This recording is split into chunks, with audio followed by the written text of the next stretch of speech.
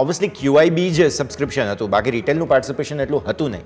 સો હવે રિટેલે પાર્ટિસિપેટ કરવું ન કરવું, કોઈ પણ તમારા તરફથી પર્સપેક્ટિવ હોય સ્વિગી પર? જનરલી જે રિટેલ પાર્ટિસિપન્ટ જે IPO માર્કેટમાં, પ્રાઇમરી માર્કેટમાં આવતા હોય છે, એ લિસ્ટિંગ ડે ગેઇન્સ માટે આવતા હોય છે, અને સ્વિગી માટે ગ્રે માર્કેટ પ્રીમિયમ જરા પણ નહોતું, અને એ રીઝનના કારણે રિટેલ સાઇડથી પાર્ટિસિપેશન અગર તમે જોયું હોય તો ઘણું ઓછું હતું, અને અમે પણ કોઈ રેકમેન્ડેશન નહોતું આપ્યું કે સબસ્ક્રાઇબ કરવા માટે.